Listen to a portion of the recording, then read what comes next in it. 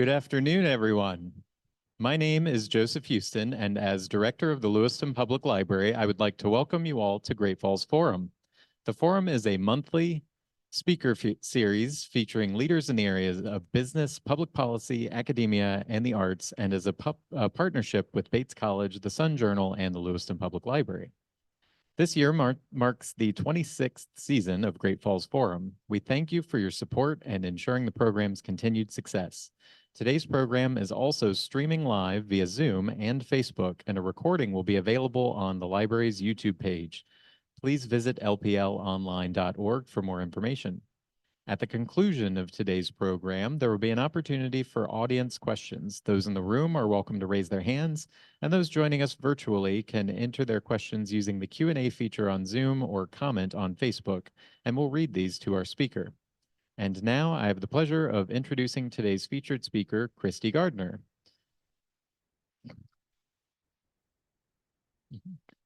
Christy Gardner is a 41-year-old retired Army veteran from Oxford, Maine. She was injured overseas in 2006 and spent nearly 5 years rehabbing before she was finally able to live on her own again and started participating in adaptive sports thanks to her service dog, Moxie. She's been on the U.S. Women's Para-Ice Hockey team for 14 years and was an alternate for Tokyo 2020 in shot put and discus. She also represented the USA at the Para-Surfing World Championships in 2020 and earned a silver medal at the Para-Pan American Games in Santiago, Chile in 2023. Gardner trained service dogs and therapy dogs for 10 years, but wanted to grow that dream to help more Mainers in need. Mission Working Dogs was founded in July 2020 as a local nonprofit to do just that. The organization serves to train service dogs and therapy dogs for local community and has recently opened a new training center in Maine. Please join me in welcoming Christy to Lewiston. Good afternoon, everyone. Thank you guys for coming. Thank you for those attending online as well. I do have a few friends here with me today, and well, hopefully they'll all be patient, but with the busy morning, they haven't been exercised yet today. So just a little bit of background about me. I am a 2000 Edward Little graduate. I also went on to college on lacrosse and field hockey scholarships as a goalkeeper. But I was in New York on 9/11, and I didn't really know what I wanted to do when I graduated. You know, I had plans, of course, but cost of living and the rest of life can change those things. And so I actually eventually decided on joining the Army my junior year. So I joined the delayed entry program, and I left for basic training immediately after graduation. So I was in the military police. I truly enjoyed that job. I was very passionate about what I did. Guys, Douglas, please come sit down. And I would have loved for it to be a long-term career. Unfortunately, I was only about 3 years in when I was injured. And so for what you see, most people see is that I ended up losing my legs. The bigger injuries, honestly, were a traumatic brain injury that left me with epilepsy, as well as PTSD from the attack. I was also stabbed in the back and lost a few internal organs. The only time I was ever in a helicopter was actually my medevac, and unfortunately I threw up and passed out, so I felt terrible for the crew of the copter. But I spent a year and a half in the hospital rehabbing on active duty. I did also have some crush injuries and a lot of orthopedic things and lost a few fingers. I'm 4'9" without my prosthetics, so I'm legally vertically challenged. But because of this, I'm also blessed to have the opportunity to do many other things in life. Things that I never dreamed about or things that I never even knew existed. And so I joined the Army's track team. I have the record in the women's 100-meter dash and the 400, but I do not in the 200 because my leg fell off coming out of the starting blocks. Mr. Douglas, you're going to come sit over here, please. You are distracting your friend.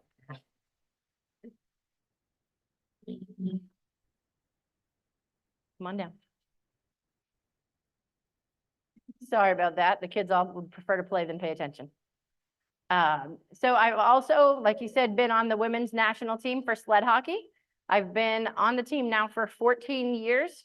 I do plan to retire after Worlds this year, but I'm still very active in track and field. Like you said, I was an alternate for Tokyo, I'm also a Paralympic hopeful for this summer in Paris. Oh, I'm not sure if that'll happen, but we'll see. I unfortunately broke my hand back in February, my throwing hand. So we're building back the strength and range of motion in that. Because of my injuries, I was blessed to have my first service dog, Moxie. I think some of you in the room did get to meet her before she passed. Unfortunately, she was nearly 14 years old when we lost her, which was a great age for a golden, but still terrible to lose your best friend. Because of her and because of the impact she made on my life, I wanted to pay it forward and continue to do that for others. And so when the Paralympics were postponed in 2020, I came home and we founded Mission Working Dogs that July. So Mission Working Dogs serves to provide PTSD service dogs and or mobility assistance dogs for those in need, as well as therapy dogs for the community. And so my friends here today, apparently Gator's heard my speech before and she's bored. The two cream friends are Gator and Ranger, and they're certified therapy dogs through our program. Gator works primarily with schools and children, elementary schools especially is her niche. And then Ranger does on-call crisis response. So things like the shootings back in October, they were present at different facilities 24/7 for the 2 weeks after the shooting. Our other friend that's over there is Miss Valor. And Valor is a service dog in training in our program right now. She's 10.5 months old, but it typically takes about 2 years to fully train a service dog. The other one that we kicked off the stage that's laying behind me right now is my personal service dog, Douglas. Doug did take over for Moxie. He's a very, very different temperament, kind of polar opposites of her, but fabulous with his skills and tasks that he does to help me out. And so this next slide is a little outdated, but I just wanted to give you an overview of the differences of those dogs. And so service dogs live with their disabled owner, so they have a legal right to be with you, even if you're in housing that doesn't allow pets. Same for emotional support animals or ESAs. Therapy dogs have no legal rights. So Ranger and Gator need permission to go wherever they'd like to go. They can't just show up here and visit without permission. They can't go to schools without permission. Even if Gator has permission to go to a school today, she needs permission to go again tomorrow and things like that. Service dogs on the other side, like I said, Doug has a legal right to go wherever I go. There are a few exclusions. So church is a place that they can be excluded from. Zoos and wildlife rehab centers, or anywhere that they're natural predator or natural prey. And they can also be excluded from sanitary environments like the kitchen at a restaurant or places like surgical suites.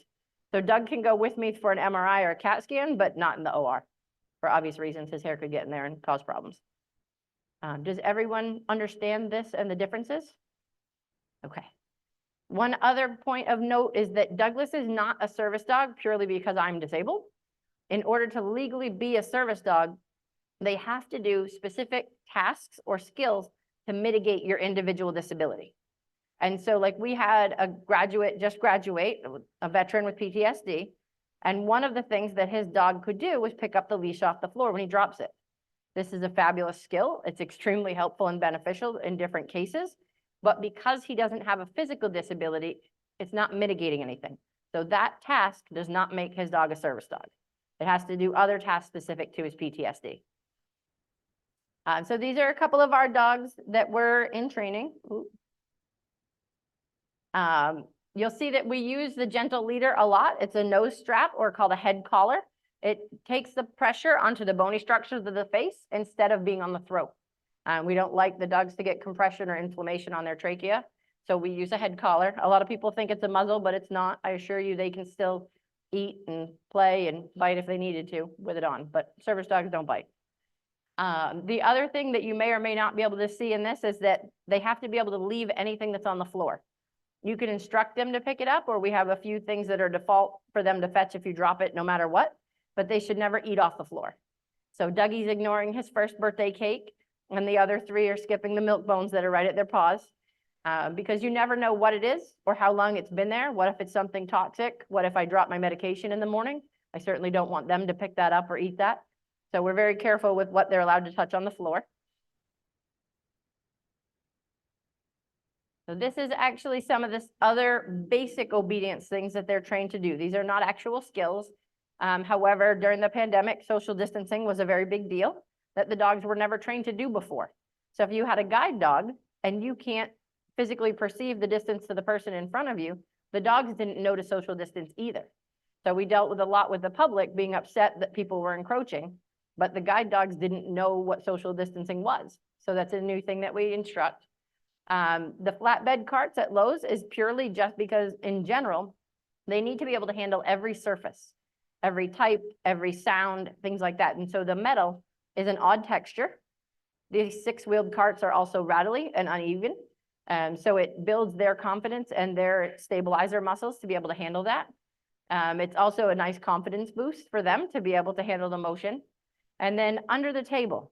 So whenever you go out to eat or in a restaurant or in public, if we were here at these tables, they should be under the table and out of the way. They should never be in a chair or begging or out in the way where someone's going to trip or step on them.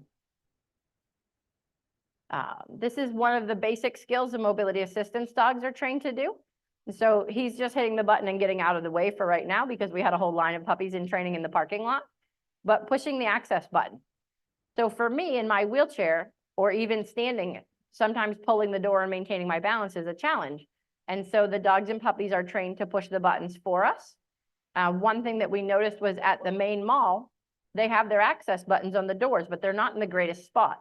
So if you imagine like in this room, if the button was over here, but the door is where it is, you would go over, push the button, and the gentleman in the powered wheelchair maneuvered back over and the door would shut before he got there.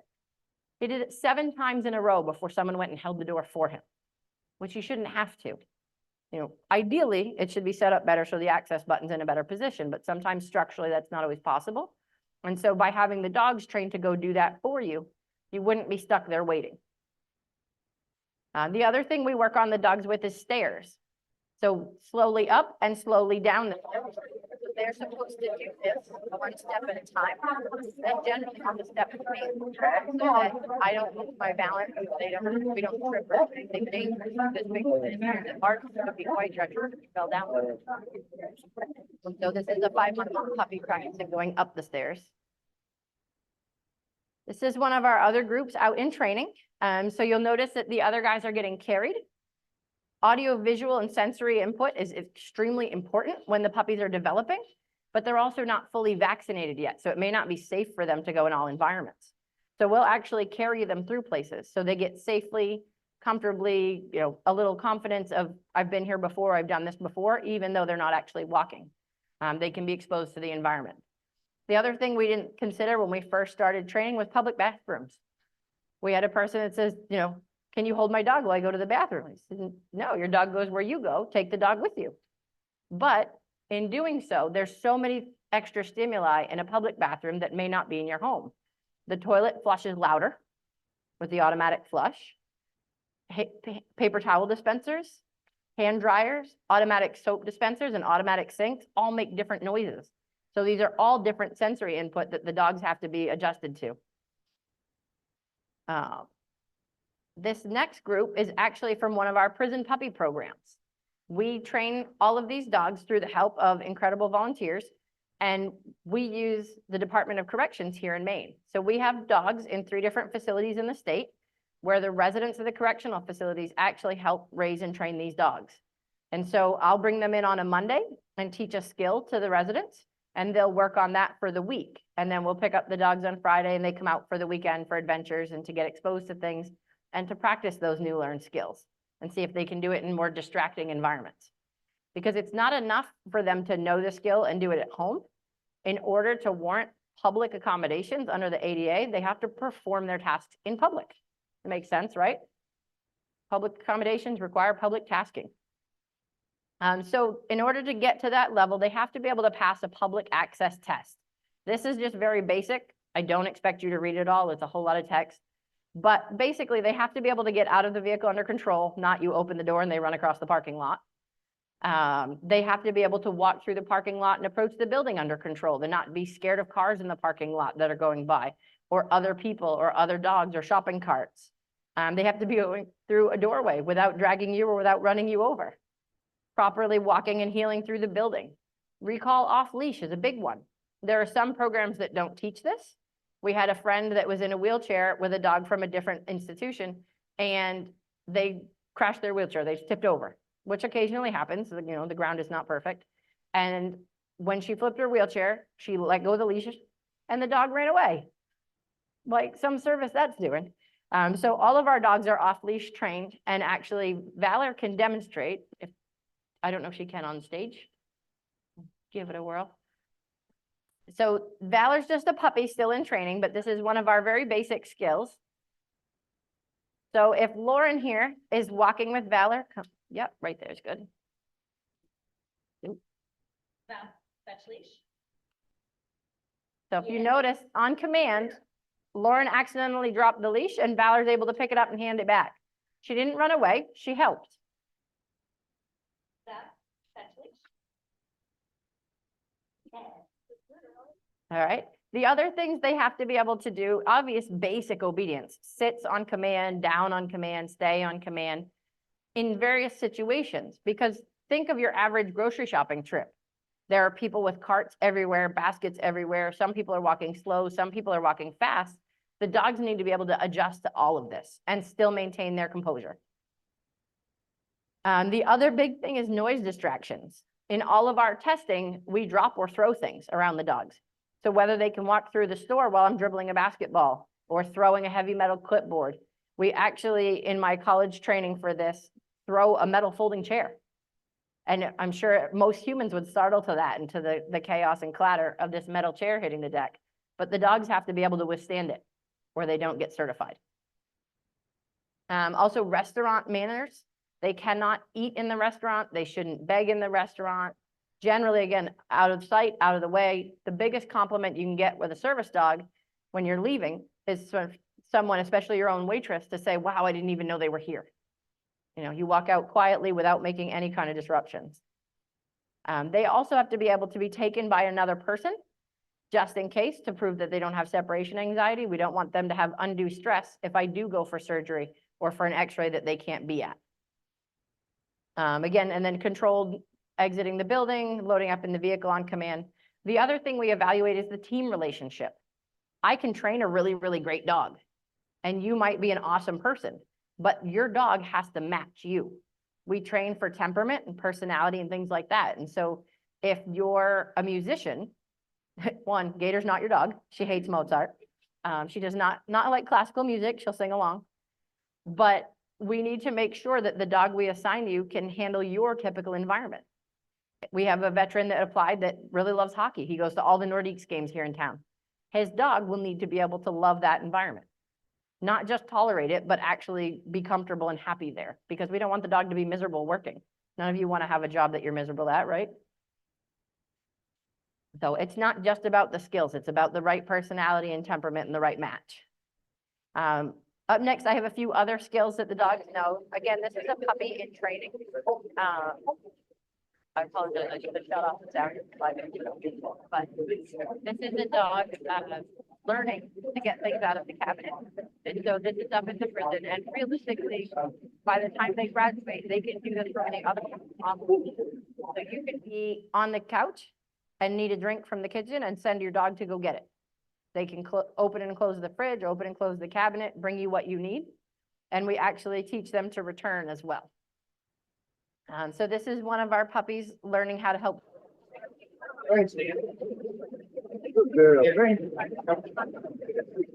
Our grocery bag, but learning how to do that and do those things.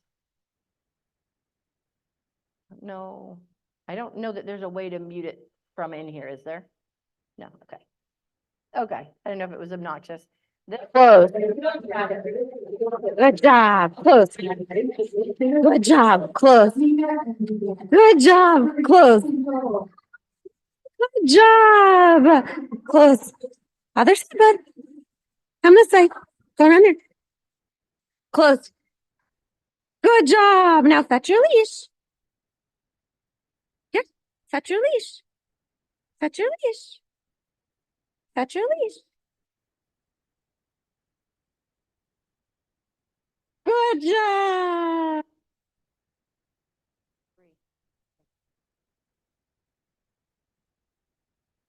Gator has a hearing impairment as well, so the audio may bother her. So DJ was a baby there, but he just graduated. This is another one of the main training. Again, at the presentation, you go get your medicine out of the night. So he's about 8 months old here in this video. And again, by the time they graduate, they can do this from another room. Not really going to put his paws in the floor, but he can get those like that, but just work on polishing that. Another skill that they have is turning on the light. We have a candidate that recently graduated. Lights, yes, this dog can go lights and turn on all the lights. And make sure that the environment is safe for them. You know, you can imagine waking up with the dogs can go ahead and turn the lights on for you. This is our first graduating class, or most of our first graduating class. We do respect people's privacy, so not everyone will be featured in the photos. Some folks, especially those with mental health illnesses or history of domestic violence, don't want to be featured. So just be aware that we try to respect people's privacy as well. So we've had 4 dogs in the first class, 3 therapy dogs graduate a year later. And now that our program has been up and running for a number of years, we actually have 63 dogs in the program. We have 53 incredible volunteers that make our world go round. These are last April's service graduates, October's service dog graduates. I don't have the fall's therapy, but this is this past springs that we had service and therapy combined. So we had 3 service dogs graduate and 3 therapy, and we're looking at about another dozen this fall to graduate. Our fall classes are larger, mostly because we have our own breeding program now. So instead of trying to find dogs that are of the ideal temperament and genetics, we can produce our own. It cuts down on cost and we can control their early exposures. So one of my jobs as a head of training also is head of our breeding program is all of their early stimuli. So things like at 4 weeks old, you pop open an umbrella in their face and then set it down on the floor and see how the puppies react. See how resilient they are in approaching this item that scared them. And so you time that and check their ability to recover from stressful situations. We can also control all the audiovisual stimulation that's important from weeks 5 to 8 of their development. So think like developing children, we almost treat the dogs very much the same way. There's so many things that they need to learn and be exposed to as kids so they can handle it as adults. One of our dreams as part of all of this is to become internationally accredited. Part of that was having a wheelchair accessible campus. So we did just move out of Lewiston into our training center in Oxford. So this was our dream. This is what I had sketched on a napkin and on poster board originally. 2 years ago, it looked like this. This is a year ago. And these are a little bit more current. So our training center is now fully operational with 10 buildings on 12 acres in Oxford and plenty of room to grow. And we just filed last week or the week before for international accreditation. So we'll find out in a couple of months if we become a candidate for that. If we are internationally accredited, not only does it speak to the quality of dogs that we can provide the community, but the VA will also cover these dogs for veterans in need and cover all their veterinary care for the life of the dog. So that would be an absolutely incredible, valuable thing that we can provide our clients. This is just our contact information if you want to follow us or find us or any of those sorts of things. I know I didn't really cover the therapy dogs. Therapy is specifically for the emotional support and comfort of community groups. So they're not for an individual. So if you're in therapy and your mental health provider says you should have a therapy dog, that's incorrect. You should have a psychiatric service dog, most likely, or just an emotional support animal at home. It depends on your individual needs. But the therapy dogs are for the community. So a service dog serves one person and has public access rights. An emotional service animal or emotional support animal, sorry, serves one person but has no rights. And a therapy dog serves many people, but again, have no rights. Does that clarify a little bit? Fantastic. I would be very happy to take any questions you guys have, or we can demonstrate a little bit more of what these guys do. Douglas, up.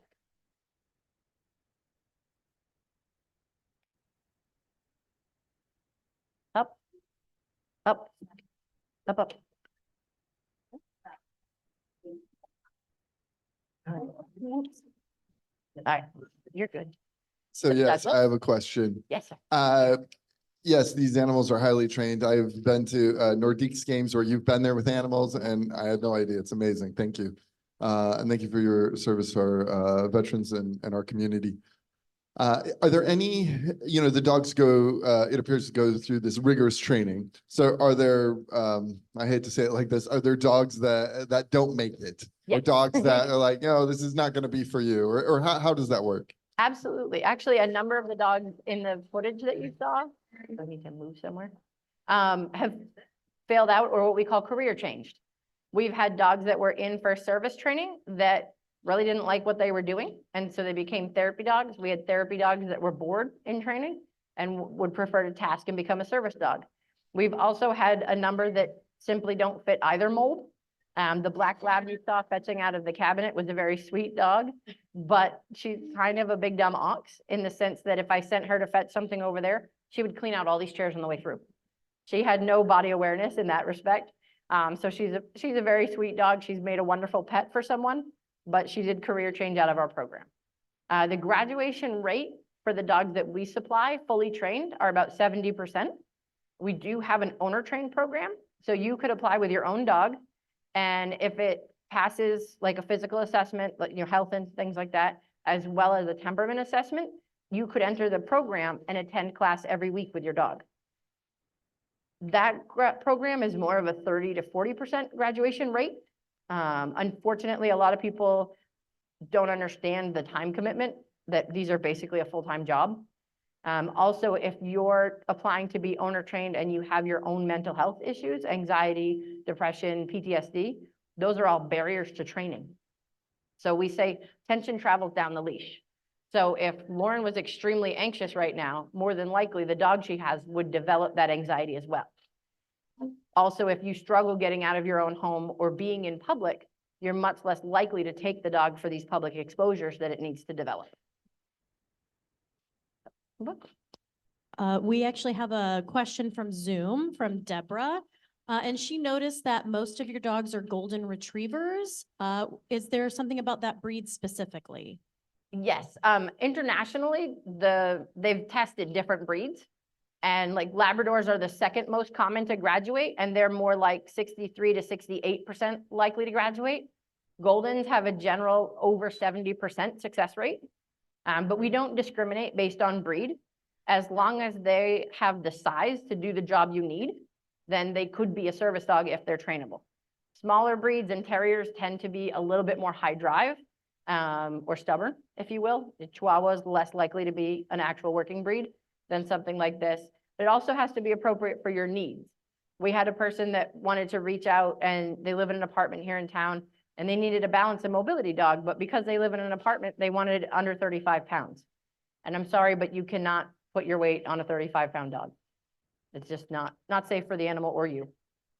But because we breed our own Goldens, that's why most of them are Goldens. But we do have a number of Goldens, Labs, Shepherds, Poodles, and Doodles in the program.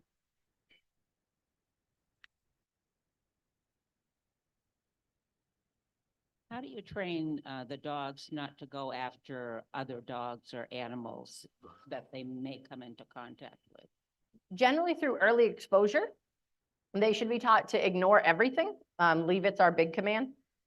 We do use ignore a little bit, but mostly just leave it, and think teaching manners to your child. It's much easier to teach manners when they're a kid than it is to wait until they're an adult and they're already reactive to the world and then you try to teach it.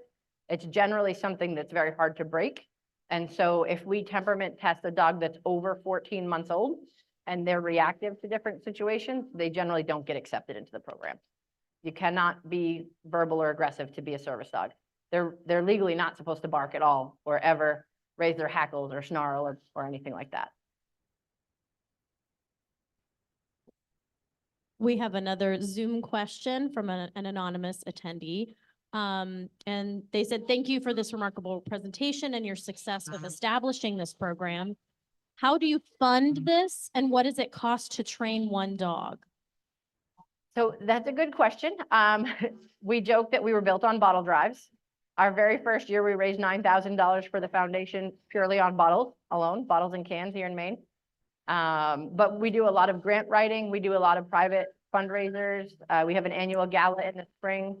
We have an event at Lost Valley Brewing this summer as a fundraiser, and we're planning a fall 5K as well. Oh. Got it. Well, I don't really actually need this. I was going to demonstrate that Douglas can help. Without command, it's something he's trained to do. Douglas, here. Douglas, pause.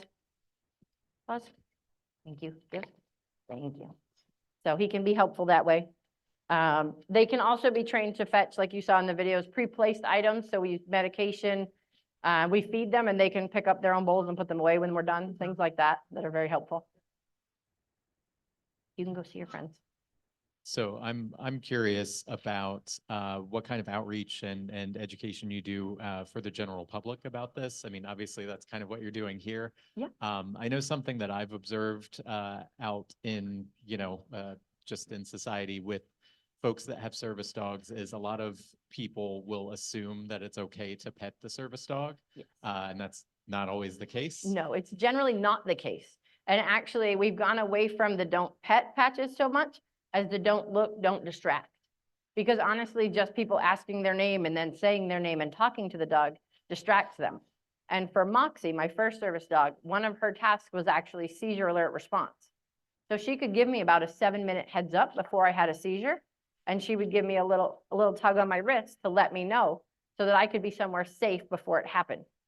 But if you were talking to her and distracting her, she might miss the signal or she might miss letting me know fast enough, and that could jeopardize my health. The other things is sometimes it's just obnoxious and intrusive. When I first got her and I would go grocery shopping at Shaw's here, I would get stopped every aisle. So I could be going to the grocery store to buy like 4 things in a little basket and get stopped every 5-10 minutes, and it would take me an hour and a half to get through the store. So sometimes it's just respectful to not bother people. Let me see if the mic is better if I'm away from things. How does one go about getting a service dog? Do they have to have a doctor's certification that they Yes. need it? Yeah, so in general, to qualify through any program for a service dog, you need medical documentation, diagnosis to prove that you have a disability. So if you don't have a qualifying disability, they're not a service dog. So you could take Doug and he could do all of these things, but if you don't have the physical need for him, you're not covered under the ADA. You do not have rights.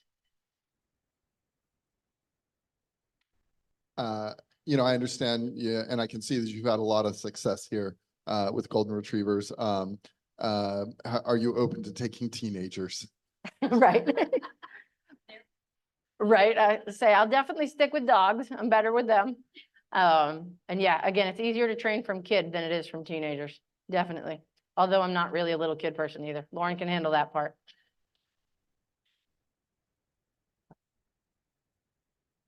Douglas, leave your toes. I'll do them later. We had a quick follow-up from one of our Zoom participants asking about the suitability of German Shepherds. Yeah, so it depends again on the individual temperament and genetics.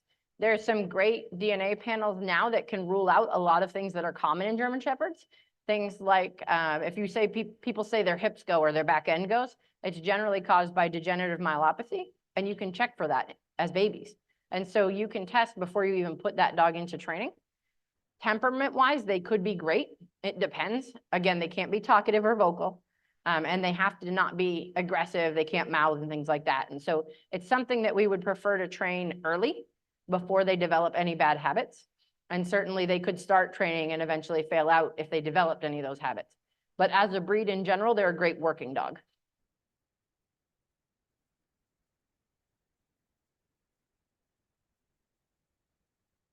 I think if there's anything else you would want to demonstrate, we can take a few minutes to do that. Otherwise, I think we've gotten the questions out of the room and online, so. Perfect. I was going to say, if Ranger wants to demonstrate any therapy, I don't know if you want to kick Valor out or let Mike babysit Valor for a minute. So Ranger, again, is one of our therapy dogs. They have to legally be safe and controlled. That's their big thing. So we do a lot of nursing home and memory care visits. Mike, do you mind coming to grab Valor? Ranger's signature move is this reverse thing that he does. He kind of trust falls into people. especially since he loves Lauren. But his job when we go out and visit places is, again, safely. So, yeah, I was gonna say, I don't think you'll be seen otherwise. And I'll take Douglas. I'm gonna go up here. Sorry. Douglas, you're with me? Heel.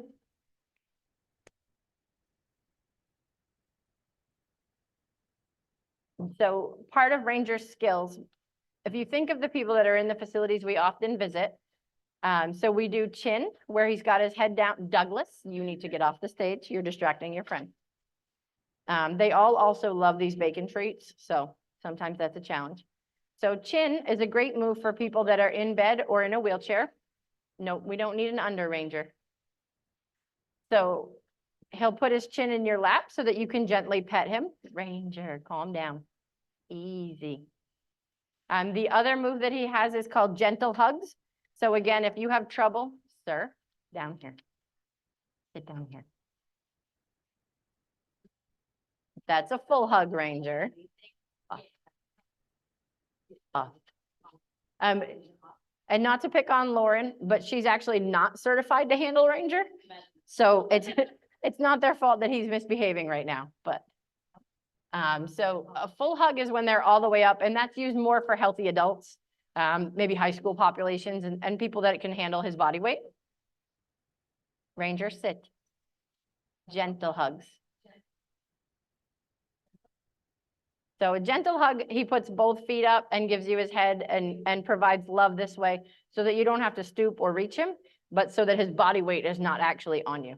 And so with the therapy dogs, they can only be on lap held or in the hospital bed if they're 35 pounds or less. So obviously Ranger is not meant to be a lap dog.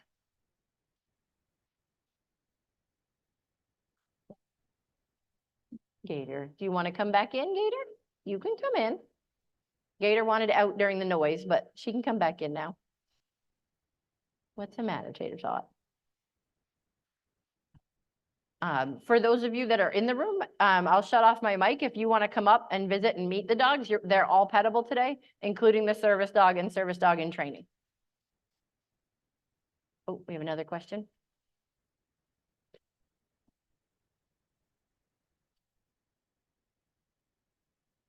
Crazy friends.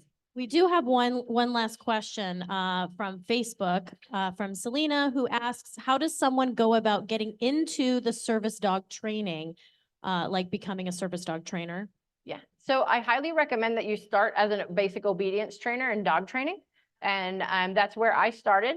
So I got a certification in that. And it's many months of training. You have to do at least 400 hours on the job working with the dogs before you can even sit for the exam.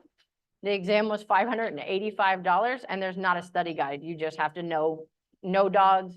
I took canine communication, animal psychology, and a number of courses before I got this far. Not that you want to learn everything from a book, but there are some great training books out there as well. And then I have one final exam left next week. I finished all my coursework to become a certified service dog trainer, but there are 2 major colleges in the US that offer those as programs as well. I'm also certified to teach canine first aid and CPR. So helpful with all the animals that we have.